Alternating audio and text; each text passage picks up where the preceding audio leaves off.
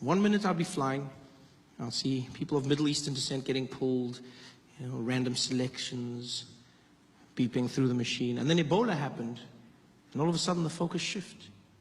Focus shifted, and now it was Africans getting pulled aside, Africans waiting.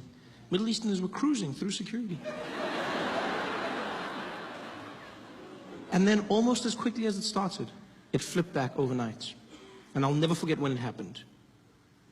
Right after the Charlie Hebdo attack in Paris. That attack happened, and almost the next day, Ebola wasn't a thing anymore. Middle Easterners were back in the spotlight. Normal service had been resumed. Because after Charlie Hebdo, I would walk through airports and no one gave a damn. They didn't care about me, where I was from, nor the bananas in my bag.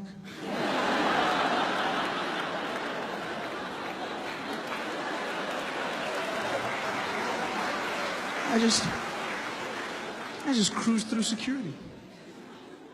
Charlie Hebdo.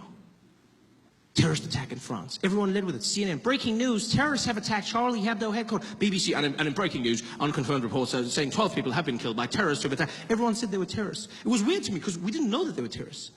We just knew that they were Middle Eastern. But immediately we went to terrorists. Because if you're Middle Eastern, that's a terrorist. That's the world we live in now. Yeah. If you're Middle Eastern, terrorism is your trademark. It's so crazy how easy it is to get people to hate a group of people. Because that's what happened.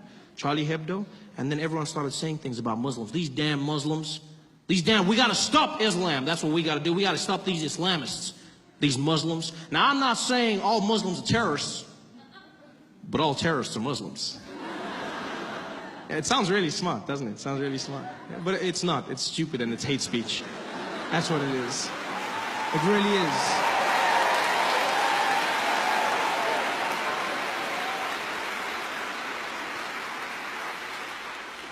Terrorism is not a race, it's an act.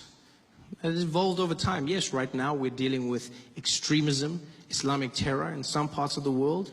But if you go to other parts of the world and ask them what a terrorist is, they'll show you a different face. You go to England, 20 years ago, and you said, well, what was a terrorist? They show you a drunk Irishman. Right? I didn't need to say drunk, I could have just said Irishman. There was a time when Nelson Mandela was labeled a terrorist. Like, terrorism is an act, it's not a face. People say these things. Well, these Muslims, you gotta admit, there's an awful lot of them doing the same thing. You're like, yeah, but you know who's not a terrorist? Most Muslims. Yeah, most Muslims are not terrorists.